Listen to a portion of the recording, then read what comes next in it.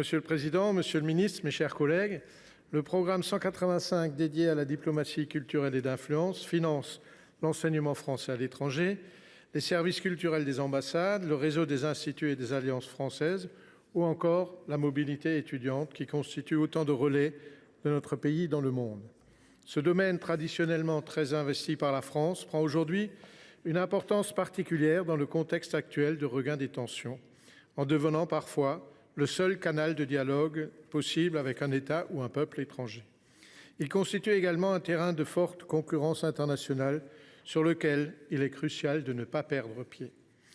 Dans la version initiale du projet de loi sur laquelle a porté l'avis de la Commission de la Culture, ce programme est largement touché par l'effort de maîtrise budgétaire.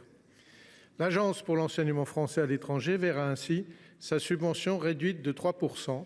Cette trajectoire budgétaire conjuguée à la concurrence des établissements anglo-saxons ainsi qu'aux tensions géopolitiques ne permettra pas, et ça l'a déjà été rappelé, d'atteindre l'objectif de 700 000 élèves à la rentrée 2030.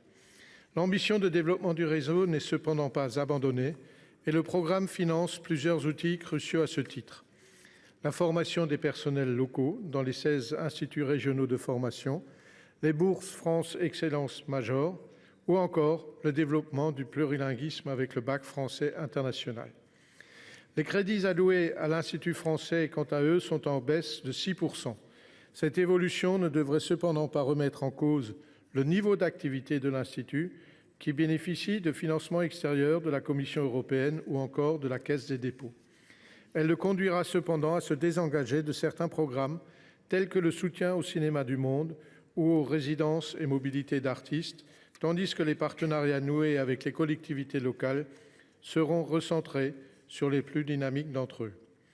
Sur la coopération universitaire, les crédits des bourses de mobilité du gouvernement qui favorisent la formation en France de profils étrangers à haut potentiel seront stabilisés.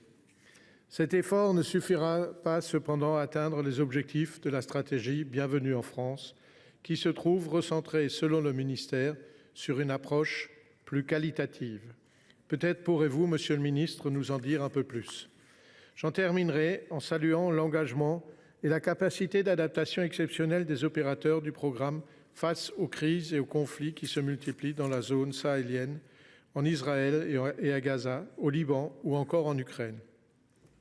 Estimant que les baisses de crédits sur ce programme ont été initialement opérées de manière à préserver autant que possible les marges de manœuvre de notre diplomatie d'influence, dans un contexte où chacun doit prendre sa part de l'effort d'économie, la Commission Culture a donné un avis favorable à l'adoption de ces crédits.